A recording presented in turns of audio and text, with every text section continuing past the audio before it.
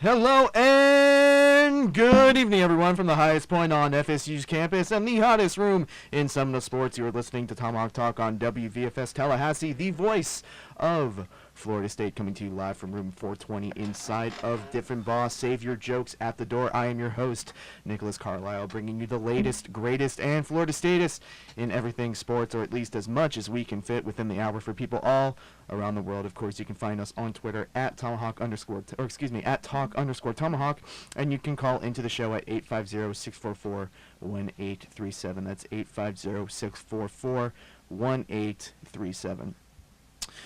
Before we start the show tonight, and this really sucks, because I feel like I've had to do this way too many times since I've become host of the show, where I have to start off the show with something other than sports, but I would like to take a few seconds here to have some radio silence here for the two women, one student and one doctor, both here at Florida State, who were shot and killed in the hot yoga class this past Friday. So if we could take a few seconds here.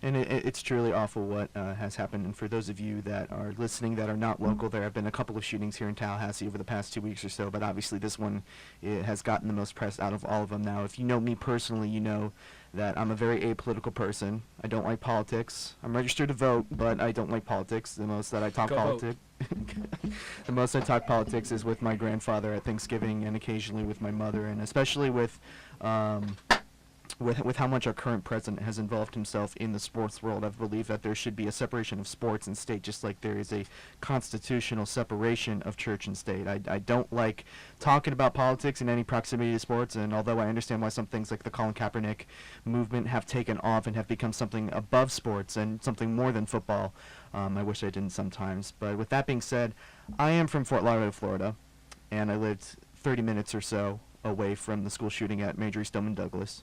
I go to a university in which our public library was shot up and 2 students died in that shooting as well. Our very own Luke Fay lives about 5 minutes away from the Pulse in Orlando, the nightclub that had an awful shooting a few years ago. And now there have been a couple shootings here in just a few weeks in Tallahassee. Folks, it's happened in my hometown, it's happened to me here, it's happened in schools and yoga rooms and libraries, and I'm starting to run out of places that I feel safe. I was out celebrating with my friends at the VA 931st birthday bash, but it could have happened to us very well at the Millbury. Something needs to be done here. I'm not telling you to vote, and I'm not telling you not to vote. I'm just saying that there is an issue here, and it's one that needs to be resolved. Whether it's a gun issue or mental health, doesn't matter to me. It's an issue that needs to be resolved. It's not my place as a host of a radio show to tell any of you to do anything. In fact, I'm pretty sure if I do that, I will get fired. But something needs to be done with this, and there's nothing worse than having to open up what is supposed to be a fun sports talk show with talks like this. And I think that's something that everybody can very well agree on. Well, we do have a pretty packed show tonight, a recap of the ugly NC State and Florida State game this past weekend, with the only positive being that it wasn't as ugly as the Clemson game. That's not entirely true. There's some other positives that might have come out of that game. Maybe. While I'm paying an all-expense paid trip to teach ACC officials what pass interference is, because it's clear that they have forgotten. And later on in the show, some mid-season NFL awards. That should be fun. But what is a captain without his crew? I am joined, as always, by my good friend and co-host, Chris Camacho. How about them Saints? How about them Now, people know that you are an LA person, so people might have thought that you'd be rooting for the Rams, but you are not. You're a Saints fan. And that was probably the best game that I've seen yet this season, the Rams versus the Saints. It was a 4 o'clock game on Sunday. Certainly better than an absolute thriller that was the Dolphins and the Jets, with a final score of 13-6. Oh, wow. But how about them Saints? It was, I'm not going to lie. Unfortunately, as much as I wanted to see it, I was in the middle of a movie. I was watching Bohemian Rhapsody. Highly recommend it. It's really good. But the game itself, I'm not going to lie. As an LA fan, I wouldn't have minded if the Rams would have won as well. But, of course, I was pulling for the Saints. My phone's ringing. I'm sure Michael Thomas knows what I'm talking about there. No, I think it was it looked like it was a very exciting game. I genuinely believe that it is a preview of the NFC Championship, what could be a potential NFC Championship. The Saints look incredible. They're looking great, and even though the Rams lost, that doesn't knock the the 8-0 run that they had to start the season, they're two great teams that are going to go a long way in the playoffs in January. And making his return to the table, Gary Putnick, the Ray Allen to the Big Three. Marlon Boy Wonder. Yeah. How you doing, my friend? I'm doing good. Doing a little bit better, even though the Dolphins did have a bad game. Dolphins drew 4 turnovers against Darnold, so it's a pretty good day. And last but not least, making his Tomahawk debut, Mr. Brett Rutherford. How are you doing, sir? You know, I'm doing good. It was a long weekend. The Bucks continue to be a dumpster fire of an organization. But Well, how do you feel about Fitzmagic? I mean, I can tell you from somebody who has had Fitzmagic play as part of the Bills and the Jets that I personally think he's not that great of a quarterback and his magic runs out. But where are you sitting with that? I mean, I'm on board. I think right now he puts us in the best position to win games, but it's just going to be a long season no matter what. Chris Camacho, Gary Putnick, Brett Rutherford, and once again, I'm your host, Nick Carlisle, and we are starting off the top, which, if you don't know, is the segment where I take a look at the previous week in sports and pick the big story or topic and throw it at our panelists, forcing them to come up with the answers off the top of their head at the top of the show. And tonight, the Oakland Raiders fell in disastrous fashion to the 49ers on Thursday night last week, 34-3, and the 49ers actually rented their quarterback from a red box. Nick Mullins led the 49ers to an impressive win given the circumstances, but the Raiders are now 1-7. And they look absolutely atrocious. And they just released Bruce Irvin as well. Now, granted, Irvin wasn't the player that he was when he won in Seattle, but just when you think the defense couldn't get any worse, they continue to surprise us. Remember, this is a team that in 2016 they were looking to be Super Bowl contenders, but then Derek Carr got hurt. I think he broke his leg, if I remember correctly, and then the season was practically over for them. They lost in the playoffs to the Texans. 2017 was a bit of a down year. Jack Del Rio obviously got fired, but that year compared to this year would be a godsend. Guys, I know this is a pretty general question, but is this the biggest collapse of a team in recent memory? Well, I think that's a better question for John Gruden.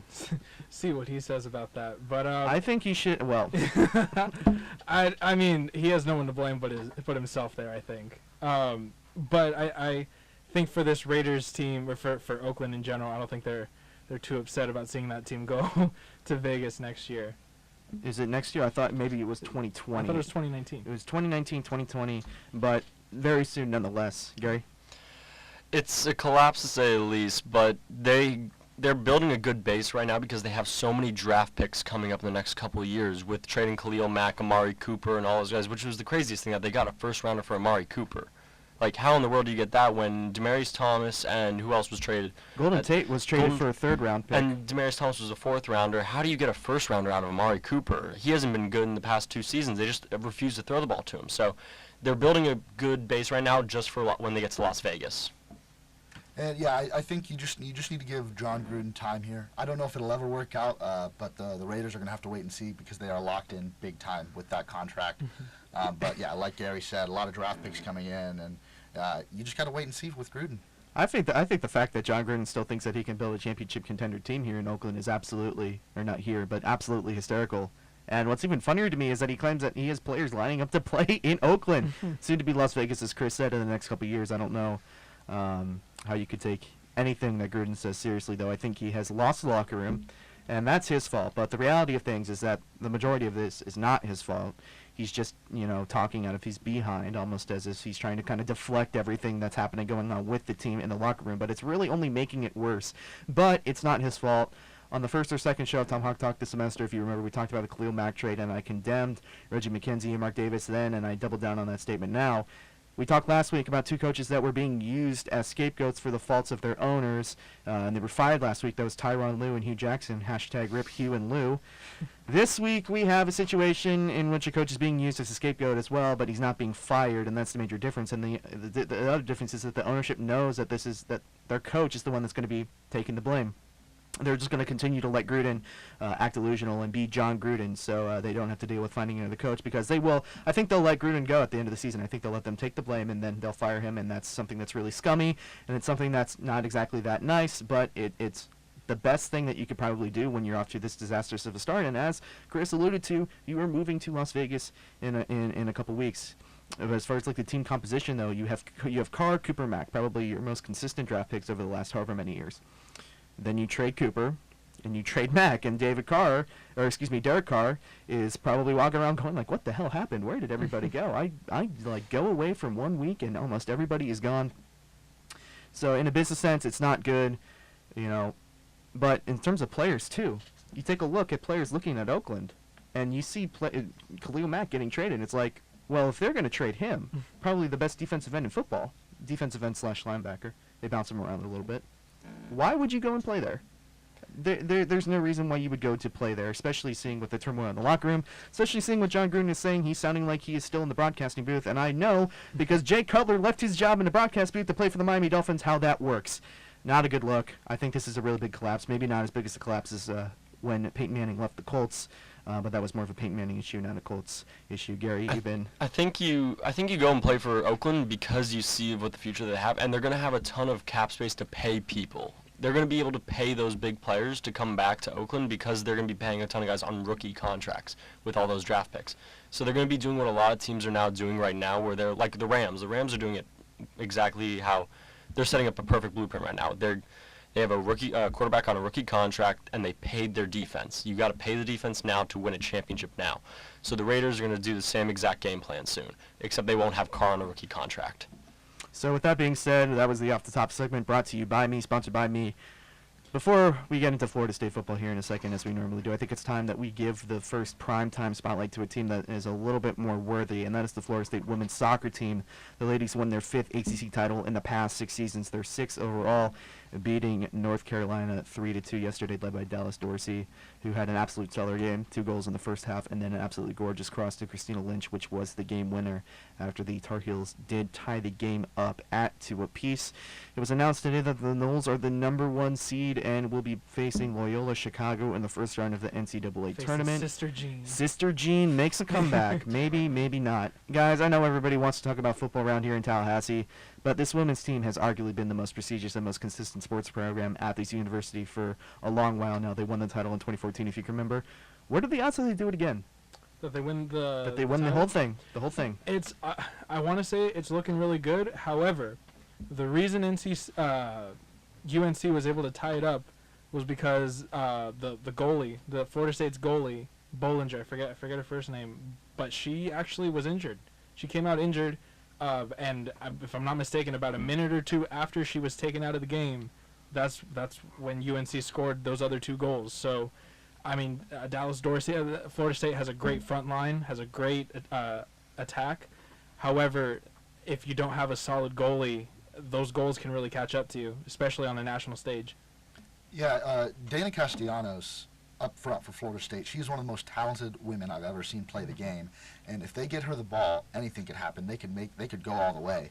And the fact that they were able to beat the Tar Heels, who are the most fundamentally sound team in the nation, I think, the sky's the limit here. I think they got a pretty good chance of going all the way, or at least making it to the Final Four here. But looking at the bracket right here, if they win out at least to the 3rd round, and another team wins out, that would be USC.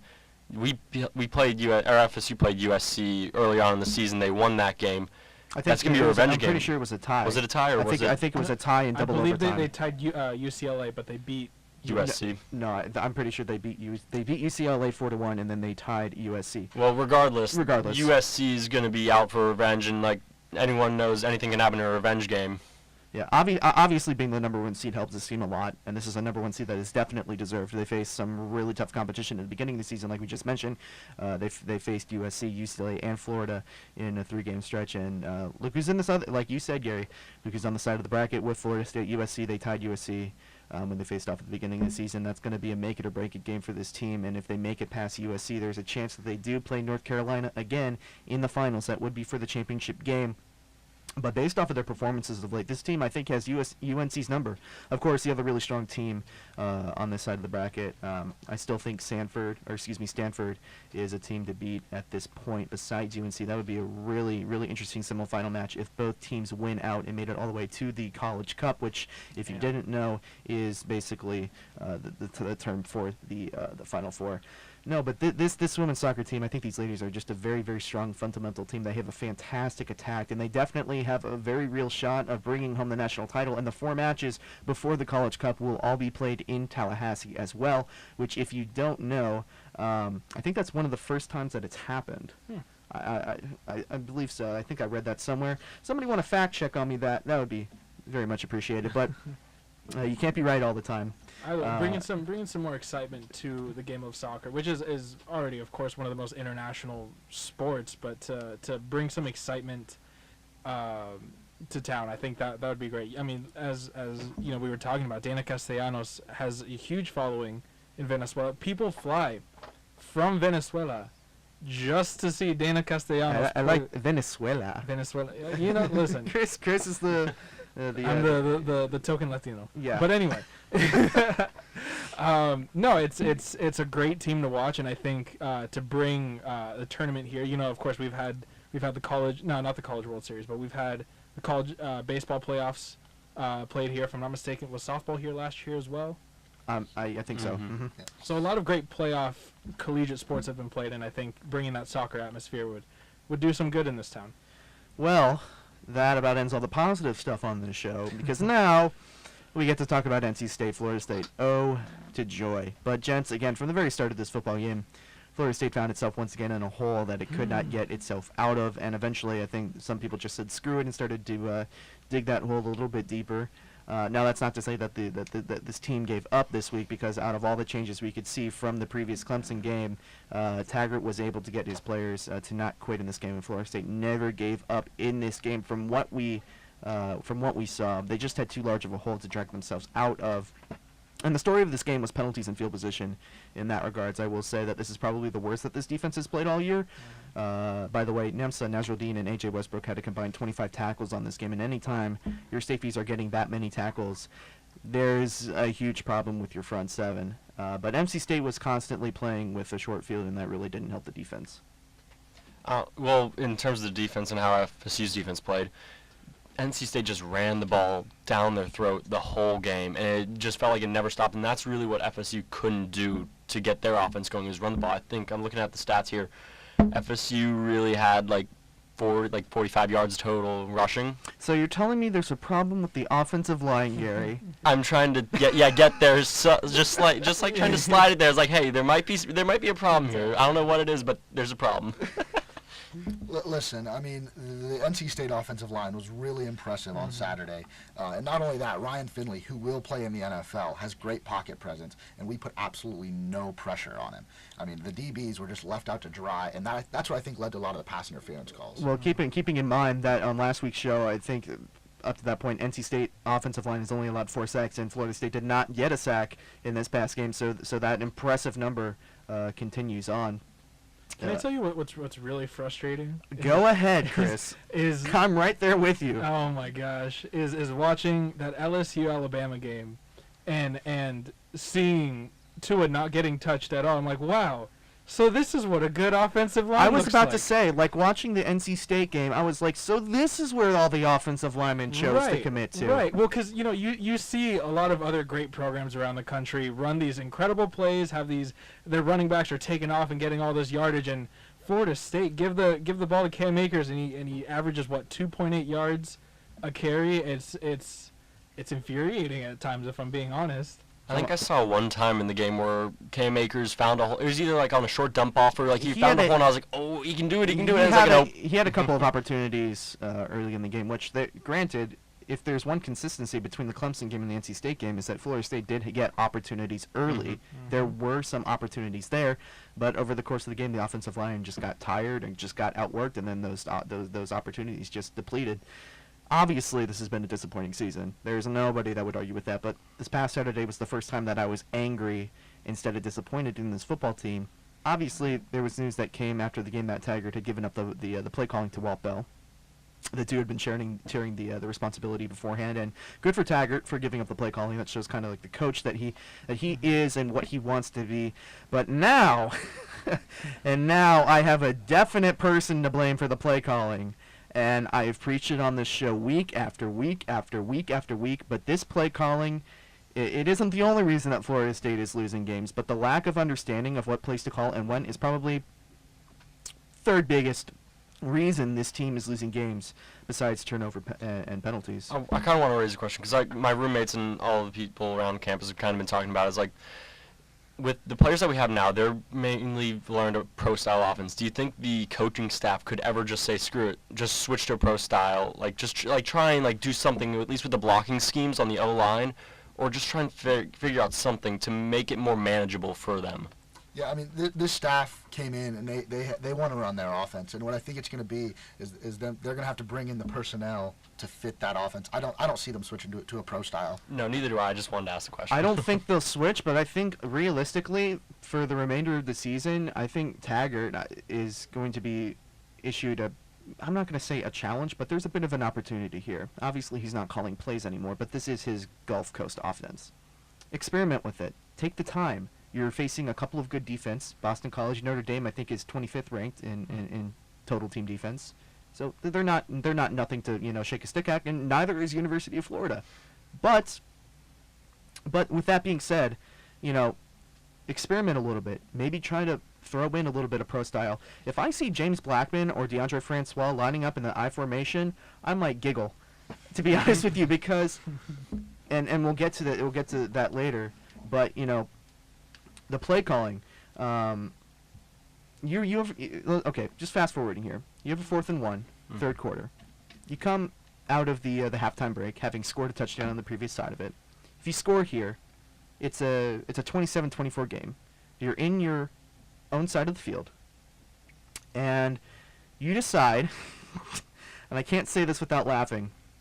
You decide to run a slow developing run play from the shotgun formation, a play that has not worked since day one and will continue to not work, and Cam Akers is swallowed up by the NC State defensive line, the best part of their defense, instead of attacking an NC State defensive secondary that has looked horrid the past couple of weeks versus Clemson and Syracuse. See, if they just ran a play like what you're saying out of the I formation and just did a simple play action pass, that might catch so many people off guard, because you're going to get linebackers and safeties crashing over the top there, and you'll just hit another guy over the middle. And it feels like half the time when FSU does run passing plays, there's rarely anything across the middle. It's a lot to the outsides, and a lot to just catch the ball and take 2 steps and you're out of bounds there.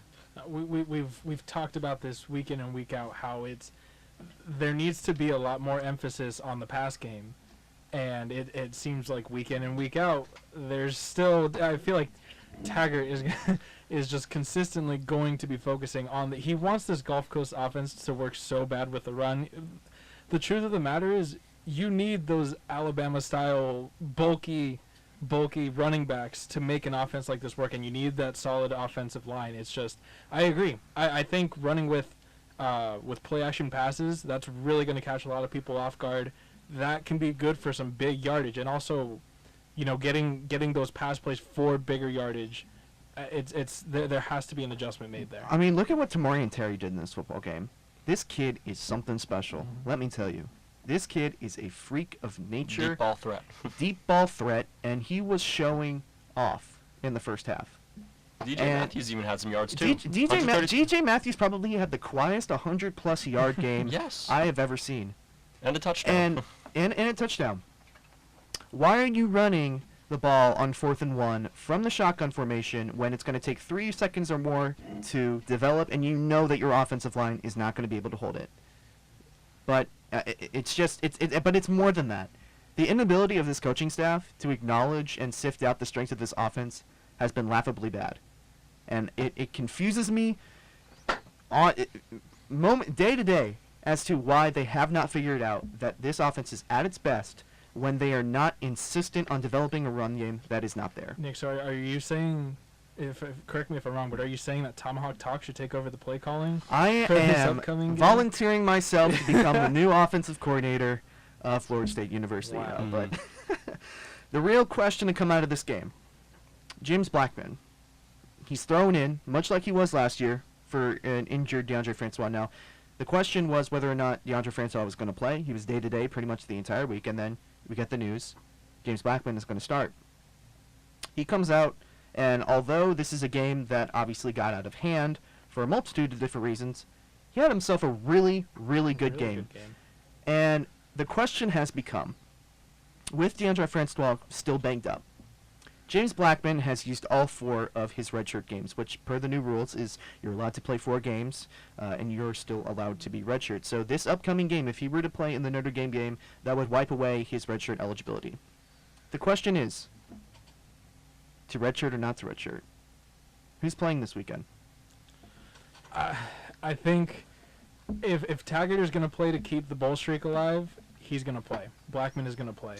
I wouldn't blame Taggart for maintaining the red shirt, because I think having a guy like Blackman in your program for a long period of time could do a lot of good for your program, especially one that you're trying to rebuild. I think it just depends on what Taggart is trying to, what he's trying to make of the legacy of this first season. But I could see Blackman playing. Yeah, and I would play Blackman. Bowl streak or no bowl streak. I don't think you need 3 more years of eligibility left from James Blackman. You've got 4-star recruit Sam Howell coming in next year. I think you really want Blackman to learn this offense against 3 really talented teams to finish the season, so that next year, if he is your guy, you're going to redshirt Howell or have Howell back up Blackman. You've got someone that's a little more comfortable with the offense. I think it sounds like we're all in consensus here. I'd go with Blackman as well. You really have to this is kind of like, just eat your pride. They're trying to get this bowl streak alive, keep it alive, and Blackman's giving us the best chance right now. I'm on record on saying Florida State's not going to win another football game this year. So, that being said, it doesn't matter who is playing at quarterback, whether it's Francois, whether it's Blackman.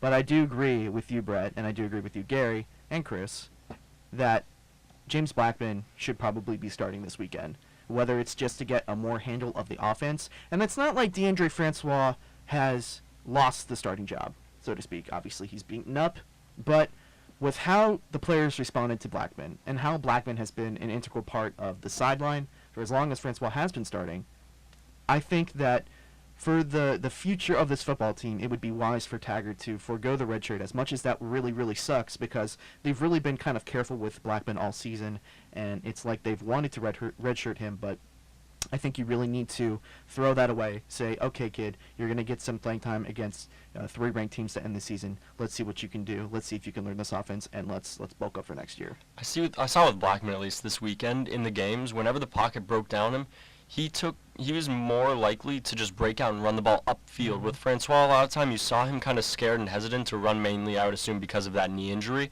and he would go to the right or the left. But Blackman just went straight upfield, try to go north-south, and get yards. Well, he's moving. He's moving in that pocket. He's not sticking around like a...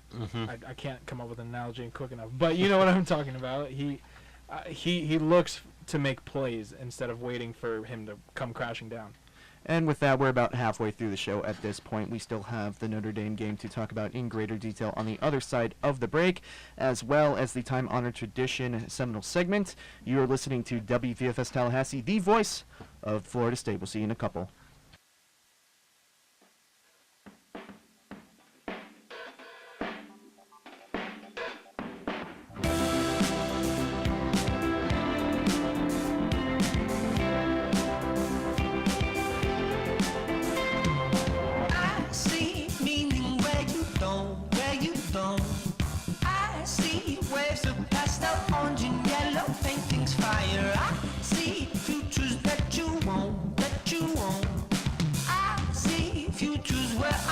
Are lost to condensation. Not down in the basement, screaming out a feeling. Running through the road and searching for meaning. Passed out on the concrete, dizzy from the spinning. Welcome to the feeling that everybody's leading. I'm sick of your calm now, sick of your truth, sick of your way. I'm sick of your tragedy that's living in our stasis. I'm sick of your echoes, sick of these ghosts that haunt our place. Hello everyone, my name is Austin Reynolds, and this is your weekly edition of Tomahawk Talk's Seminole segment. Starting off, the FSU soccer team won the ACC championship for the 6th time in the program's history yesterday afternoon. The 7th-ranked Seminoles upset the 3rd-ranked North Carolina Tar Heels 3-2, thanks to a first-half brace from tournament MVP Dallas DeRossi and an 84th-minute game winner from Christina Lynch. Additionally, this was the first time that the Tar Heels had ever lost the ACC championship game in regulation, having won 21 of their previous 24 appearances with 3 penalty kick losses. The Noles' historic performance earned them a number 1 seed in the Division I Women's Soccer Championship, where they will play Loyola Chicago, in the first round of the bracket. After the match, head coach Mark Krikorian praised his team's mental strength, saying, "Our kids showed a lot of composure to be able to come back after giving up 2 goals to find a way to win it in the end." The Noles will play their first round match on either the 9th, 10th, or 11th of this month. Moving on, FSU men's basketball opens their season tomorrow night as they host their in-state rival Florida Gators. Recent history favors the Seminoles, who have won the last 4 matchups against the Gators. The Noles are also returning their top 3 scorers from a season ago in Phil Kofer, Terrence Mann, and Brian Angola. Kofer will be out for approximately 6 weeks, though, due to a foot injury that he suffered during practice last week. Regarding this injury, head coach Leonard Hamilton simply stated, "Someone else is going to step up. We have to make some adjustments in our rotation, I'm sure, but hopefully Phil will come back strong." Expectations are high in Tallahassee after the team reached the Elite 8 of the NCAA tournament last season, and a win over the Gators would be a great first step toward a repeat performance. Tip-off is scheduled for 9 p.m. tomorrow night from the Donald L. Tucker Civic Center here in Tallahassee. Finally, the FSU volleyball team took out 24th-ranked Louisville in 4 sets on Sunday for their 16th win of the season and their first win against a ranked opponent in almost 2 years. Following the win, head coach Chris Poole had high praise for his team, stating they have continued to work hard and have improved as the season progresses. A pair of strong individual performances from Peyton Caffrey and Brianne Burkert powered the Noles to victory, with Caffrey recording 28 kills and Burkert tallying 32 assists, both season highs. The win also catapulted the team into second place in the ACC, behind 10th-ranked Pittsburgh, who the Noles play a week from Wednesday in their last home match of the season. Next up for the Noles is a match against the Notre Dame Fighting Irish on Sunday, November 11th at 1 p.m. That'll do it for this week's Seminole segment. Once again, this is Austin Reynolds, and you're listening to WVFS Tallahassee, the voice of Florida State. Now back to the show. And welcome back to Tomahawk Talk on, as he said, WVFS Tallahassee, the voice of Florida State, and that was the time-honored tradition here at Tomahawk Talk, the Seminole segment. Austin Reynolds in the booth. Awesome work, man. Thank you very much. So, on the other side of the break, we left you talking about a little bit about Notre Dame and whether DeAndre Francois or James Blackman should play, and we were all in consensus that we think James Blackman should step up and take the starting role, forgo the red shirt, and see what he can do with this Florida State offense. But in terms of the game itself, I think the big hope for the Seminoles is the fact that Notre Dame has played down to bad teams this season and played up to good teams. They beat Michigan week 1. And then they beat Stanford and Virginia Tech later in the season. But Pittsburgh, which is about middle tier in terms of the ACC, Vanderbilt, and of course Northwestern last weekend. Those were pretty close games, guys. This is a team that we weren't impressed by earlier in the season, and they have improved since then. Florida State has a 9% chance to beat the Irish this weekend, according to ESPN.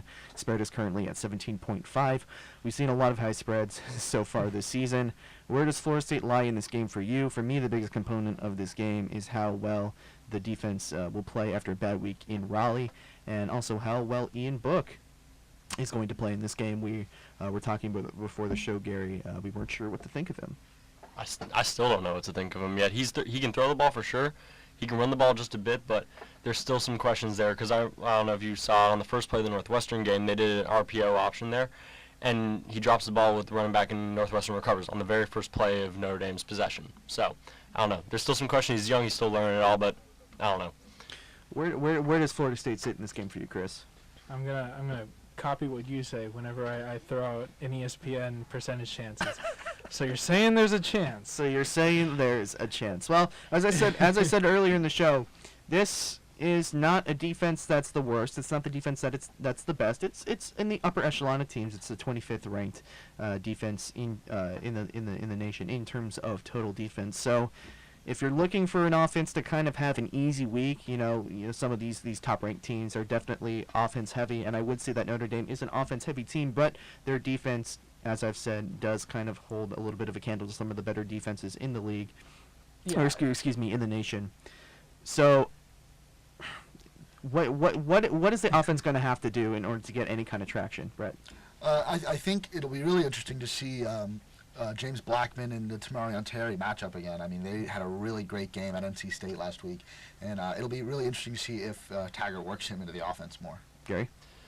I think it all comes down to running the ball. If they can run the ball, they're going to win the game. But I don't know if that's going to happen. I don't know if that's going to happen. It really makes me cringe when you say that because I know that they're going to try, but also if expectations are anything from the season thus far, they are going to They, fail. they didn't in NC State. They didn't even get to 20 carries. FSU didn't get to 20 carries total. So they really didn't run the ball at all. That is true. Yeah, listen, I think a big thing to take into consideration as well is you've got a bunch of Florida players heading to Indiana Yeah. in November. In November, and it's supposed to be very, very cold. Finally, 35. finally a temperature to match this Florida State offense.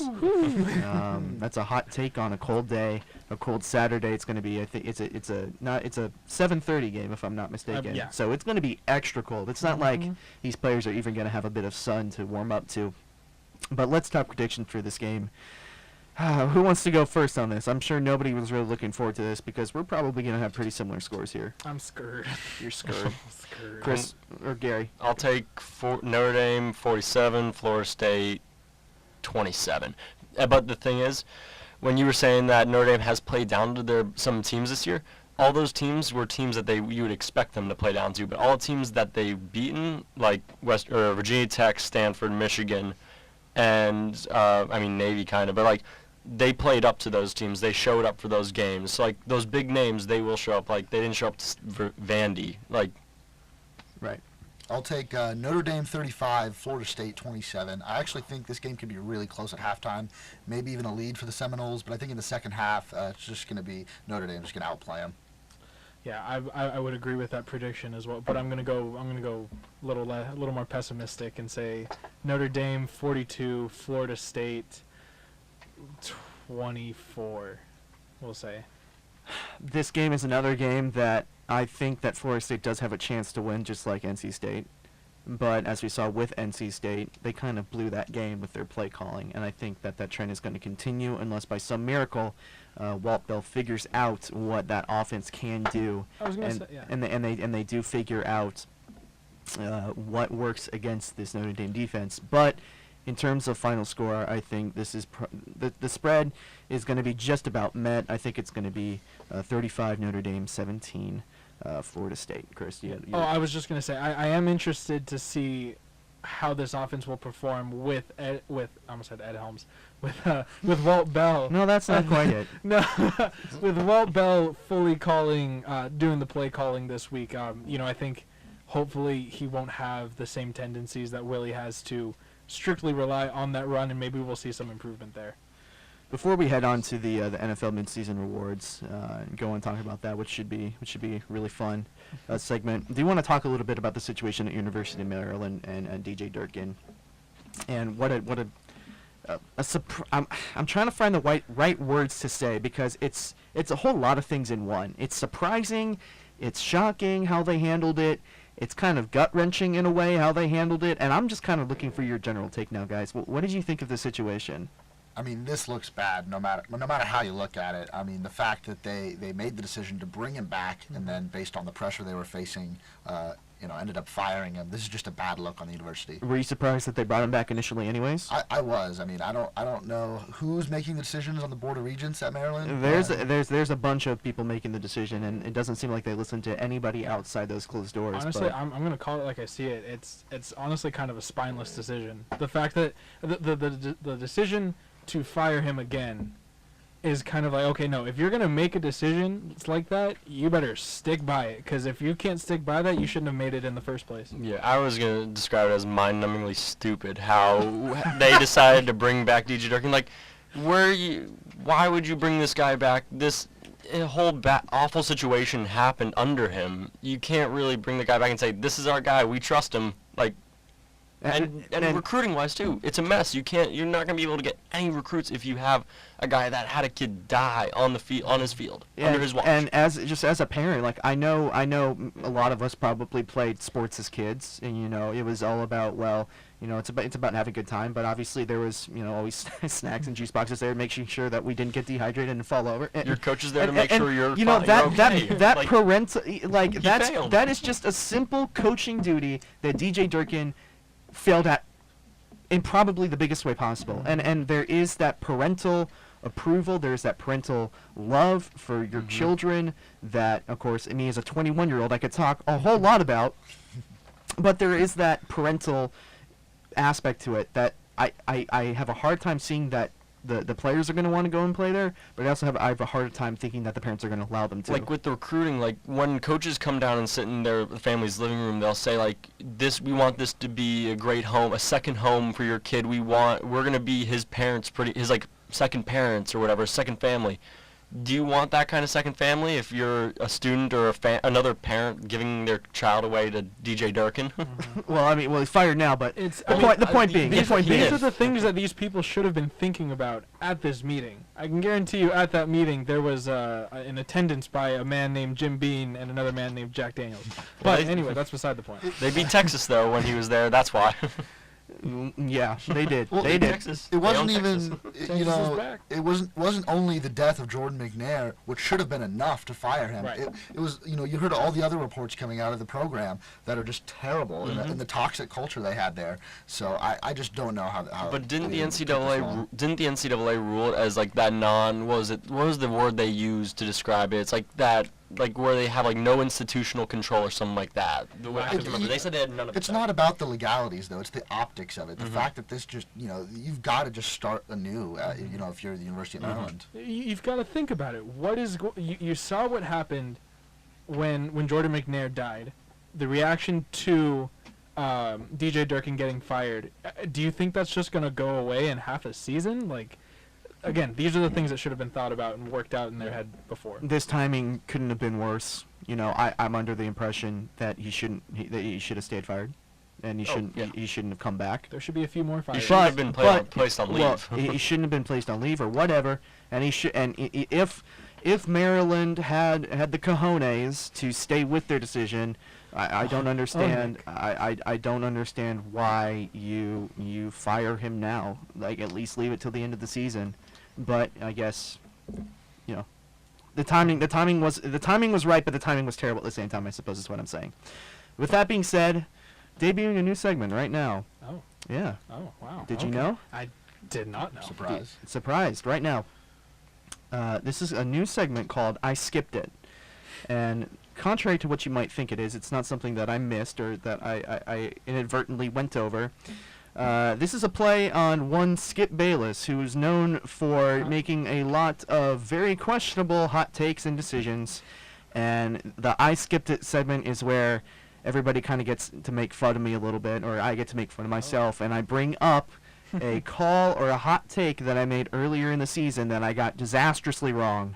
And at the end, you guys could either back me up or shame me altogether. We'll probably join in and shame you. Probably But- join in and shame me. Earlier in the season, I claimed that Michigan would fall out of the top 25. I claimed that Michigan was not that good of a football team.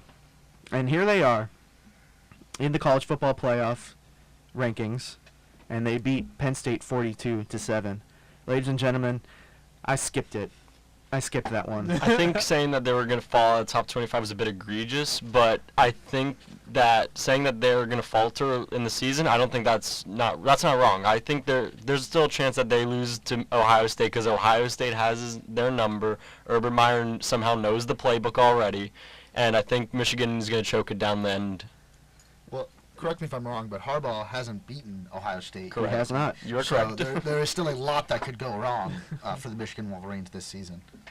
Anybody else? Chris, are you going to shame me? What is it? I mean, I can't There- think there of are another. Several other things I could shame you on, but sport related, I can't think of any.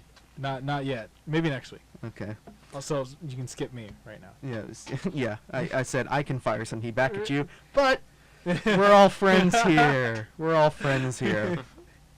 So, about 10 minutes left in the show. I've kind of been looking forward to this. It's always kind of a fun thing when you reach this time of the season where you can kind of put a bunch of things in perspective. The speculation is not quite over, but things are kind of coming into a bit of a clear picture. We're talking the NFL midseason awards. So I have a list of questions, a list of I guess awards to offer, and I want your best takes. I want your best people to win this award, and we're going to start pretty easy and very naturally with the MVP award. Who's it going to? OBJ with that contract. No, I'm just messing. No, I'm just. Honestly, give me Drew Brees. Maybe it's a Saints bias, but I love the way he's played, and at his age, coming back after that season opening loss, the man seems to be unstoppable at this point. I'm going to go with Adam Thielen. Man's stepped up this year. He's gone off. He's carried my fantasy football team to 9-0 right now. But no, that's not the That's subject not here. biased But at still, all. he's been having a great year. 947 yards, 7 touchdowns. Number 1 receiver in the league. Listen, if Drew Brees wins the MVP, it'll be like one of those lifetime achievement awards. Right. The obvious answer here is Patrick Mahomes. Next week, this coming week, he's going to eclipse 3,000 passing yards and 30 passing touchdowns already. Give him a rookie. And only a one-loss team. So the obvious answer for me is Patrick Mahomes. I disagree with that. I mean, this is not to be taken away from the amazing season that Patrick Mahomes had. But the two people that I had written down for this answer was Patrick Mahomes 1 and Drew Brees 2. And I'm taking a look at these two teams and saying, okay, well, who would have it worse if either of these players got injured or stepped out? And I have to say, and this is going off of probably the more literal take on the most valuable player award, I would have to give it to Drew Brees right now. Sure, there is that wide receiver quarterback stud. His last name's Hill, and I'm forgetting his first name. Taysom. Taysom. Mhm. And then, yes, there is the newly acquired Teddy Bridgewater, which, granted, he has not played all that much, but I still think the kid has it somewhere deep inside. When I take a look at Patrick Mahomes, obviously the Chiefs moved Alex Smith prior to the season.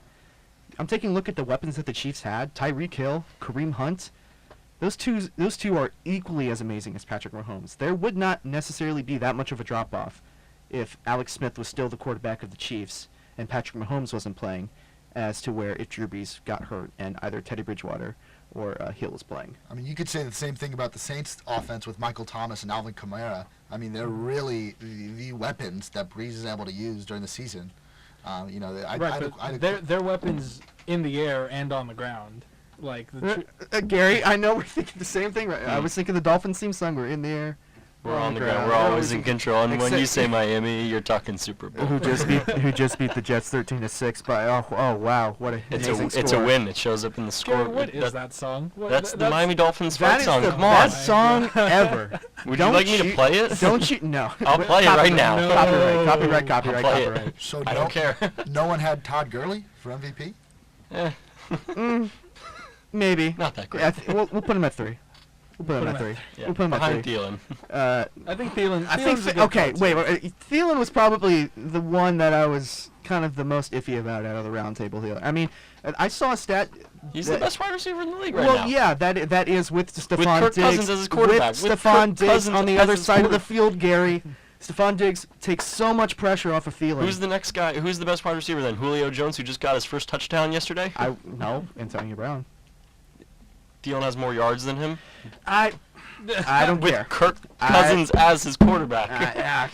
Kirk Cousins. He's not okay. Sure. Defensive Player of the Year. Who's next? Again, I mean, this one's not close. It has to be Aaron Donald. That's who I was He thinking. single-handedly takes over football games. He might be the most explosive player in the NFL. I mean, yeah, it's just not even close in my opinion. This is just so we don't get all Aaron Donald answers here. Kiko Alonso.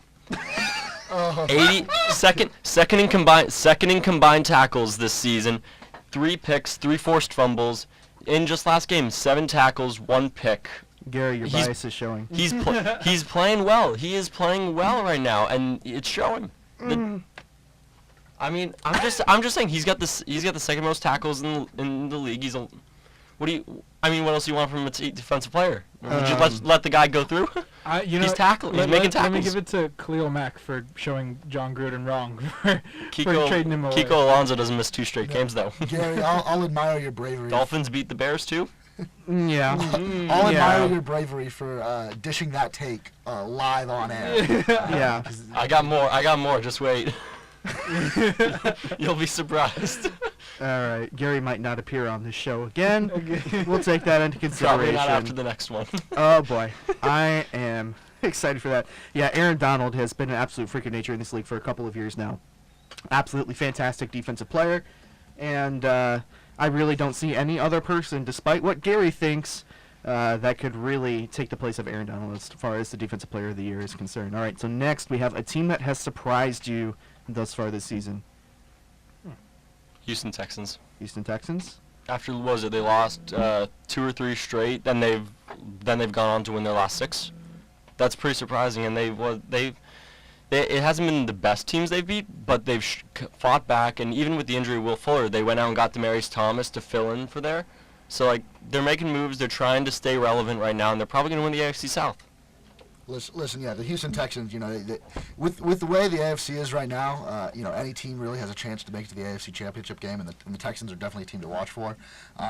But the biggest surprise for me is still the Kansas City Chiefs. We knew they would be good, that they had the threats on offense, but not this good. Not not one loss, halfway through the season. And I got to keep hyping up my boy Patrick Mahomes, and just with the MVP caliber season, the Chiefs have been the biggest surprise for me. Chris. For me, I'm gonna say it's the Bears. Give me the Bears. Bears.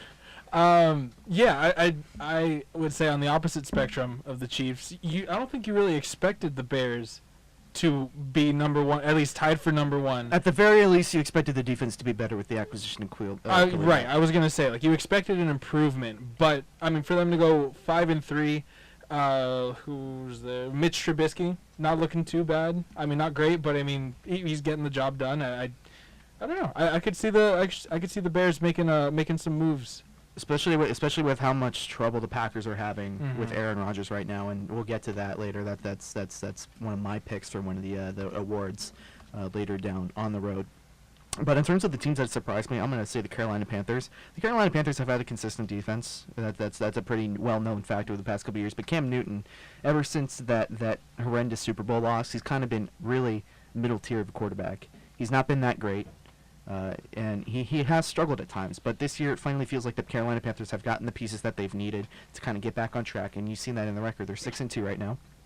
And they do have the Saints to deal with, so that's not exactly the most convincing road ahead. But in terms of an NFC wildcard, I think that the Panthers definitely have a shot at that, at the very least. That whole NFC South is just ridiculous. The Bucs, technically, if you look at the stats, they have one of the best offenses in the league by the numbers, if you're looking that way. But they average the most yards out of anyone in the league, and just the whole rest of that division can really do damage. A team that has disappointed you, Brett. I'm gonna go ahead and say the San Francisco 49ers. I know the Jimmy Garoppolo injury has really kind of derailed their season, and they did get a win against Oakland on Thursday Night Football. But I mean, this has just been a really disappointing team this season. Gary. I think we kind of expected it to be a disappointment, but the Buffalo Bills, they coming off of their first playoff appearance in 20 years, they just kind of flatlined. Chris.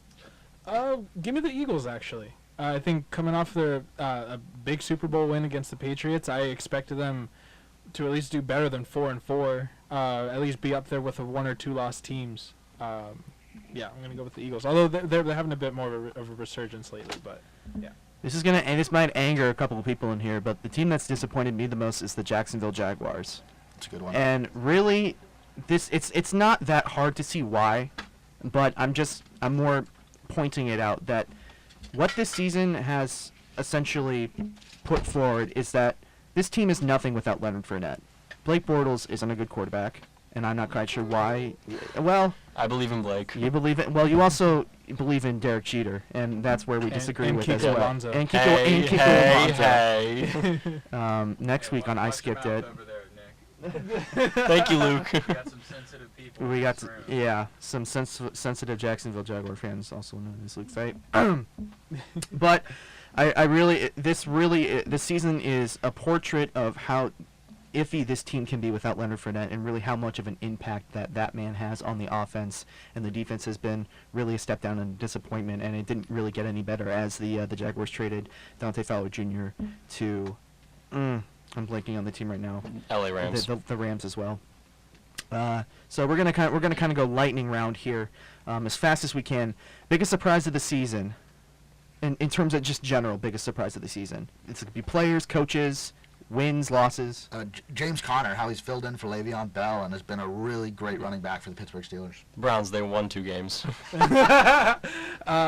Saints beating the Rams, giving the Rams the first loss of the season. I agree with Brett. I'm not necessarily more amazed and surprised with how James Conner has been able to fill in for Le'Veon Bell. I'm surprised with how the organization handled that as a whole and how well they've handled this. At the beginning of the season, you would have said, okay, so the Steelers are going to budge eventually. Le'Veon Bell is going to get his money, but no, they have gotten this back. They have treated this as well as you can. James Conner's playing well, and they are going to be able to trade Le'Veon Bell for some really good prospects. So, and last one here, biggest disappointment of the season. This is general as well. Jameis Winston. Jameis Winston, easy pick. Wow, I can't even I'm going think to of throw one in right my now. vote for Jameis Winston as well. Jameis Winston. That's 2 for Jameis. Are we going 3 for Jameis? I don't know, but we got Chucky out in Oakland. Oh, okay, all right. And for me, I think the biggest disappointment of the season is how badly the Packers are wasting Aaron Rodgers' prime.